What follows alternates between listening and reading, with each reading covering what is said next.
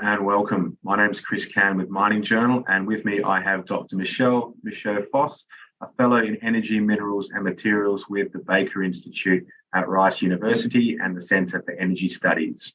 This is part of a three-part series on mining's mineral heartland, stretching from Africa all the way through into Central Asia.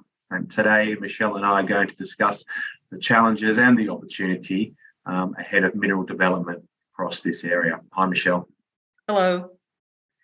Good to see you. Michelle, good to see you. Thanks for joining us. Can we start with development and how it would actually transform the heartlands? What would it look like in terms of developing economies and having those raw materials providers emerging across the area?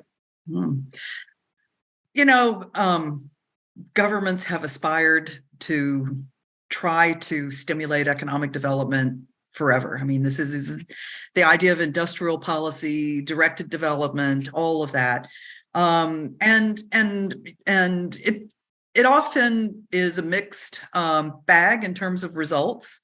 What I expect for this region, the biggest benefit that will happen will be all of the infrastructure improvements that are going to be required, because for a lot of the countries involved, even the kingdom, even the Saudis, basic roadways, rail, ports, harbors, airports, all of that sort of stuff makes a huge difference to how economies can perform.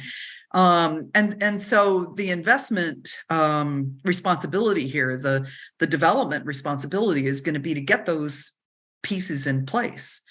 The other big investment responsibility, and we see that they're interested in this, and we are part of it. I'm part of Rice University. We have relationships in the region, in the kingdom, very deep ones. We are working with a number of different groups to grow their programs. Everyone has an eye on advanced training, workforce development, looking at what all of these industries are going to need in the future. And not just in what I would say the STEM disciplines that we all talk about, but also project management, project execution, financing, and then the skills that are going to be required for the massive amount of construction that's going to be needed in all of this.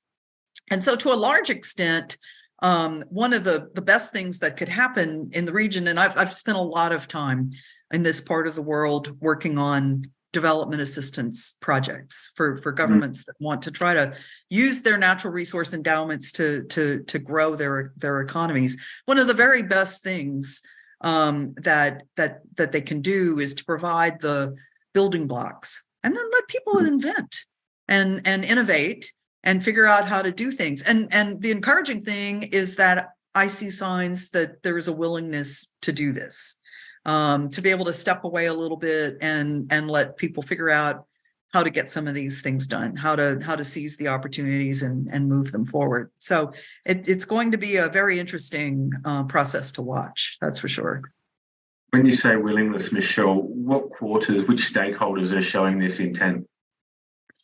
Well, everyone, from what I can see. I mean, everyone from white-collar professionals to blue-collar skills, government employees to, people in industry, people who are coming in from the outside and into these countries to scout, to look at opportunities, to engage. There seems to be a broad willingness across a number of stakeholders. And I also think everyone is very cognizant of world attention being placed on these countries. They have not been without publicity already for how business gets conducted there and how the mining industry in particular operates in some of these locations. And I think there's interest in demonstrating that they can provide the proper oversight and the proper governance. And that could be the most difficult thing of all in all of the countries that are involved, but that would probably have the most robust long-term benefit. Sure, and that moves beautifully into my next question, Michelle. You spent a lot of time in this region, and it's a huge region. It has different challenges from that southern tip of Africa all the way through to Central Asia, where cultures change, where infrastructure changes. Saudi Arabia is putting its hand up and saying, we will help develop, we want to be a hub. is it possible that Saudi Arabia can lead on some of the challenges when we're looking at things like ESG? Obviously, infrastructure, capital is probably the big one. What are some of the challenges that are going to be most difficult to overcome? And what kind of balance do you think there'll need to be between sovereign development and intent, input from with finance and a hub of infrastructure, say in Saudi Arabia, and then external influences from private industry and potentially governments? Does it need to be a wholly collaborative effort to actually develop this part of the world? Well, there's going to need to be a collaborative effort to make sure that everyone understands the realities of the businesses, what can be executed and by when, timing, cycle times on development, expectations when you talk about the global capital markets, because it's very obvious that the Saudis, the Emiratis, the other owners of sovereign wealth that are trying to put that wealth to work are going to be impacted by the same capital market requirements as everybody else. So to be diligent in terms of how the capital is deployed, diligent about returns, to make sure that the capital is deployed effectively. The only way to do that is to have a partner, a counterparty, a host government for that investor, even your own. And believe me, this is an issue here in the United States right now. Where jurisdictions are willing to do the right thing in order to accommodate those investment flows and what goes along with it.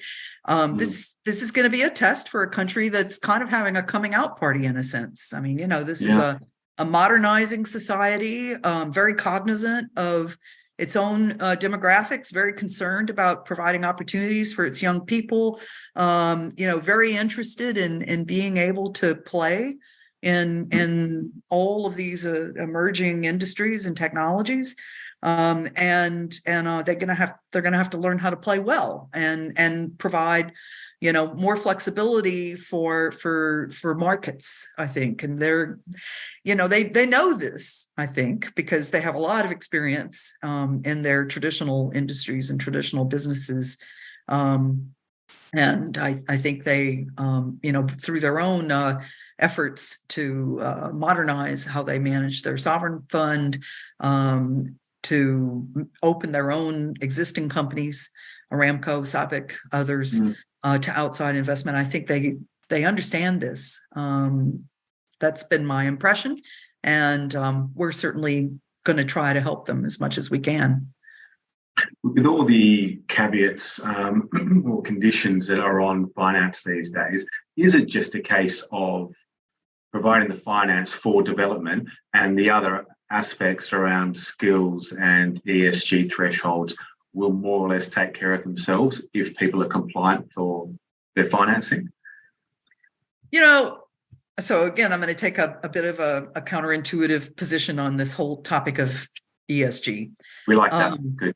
The mining industry is one of the most regulated industries anywhere. And every country has some form of some regime that mining companies have to adhere to. Some countries more than others.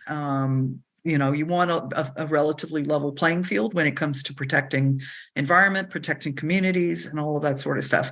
Once you do that, the question is whether you really need to do anything else. So a lot of what's being imposed on these businesses and what the Saudis and others are responding to are conditions that are being in turn imposed on capital markets by people who feel like, we need some of these additional things that I'm not sure really yield all the benefits back that everyone thinks. But that's, this is an evolving debate. It's a very noisy debate.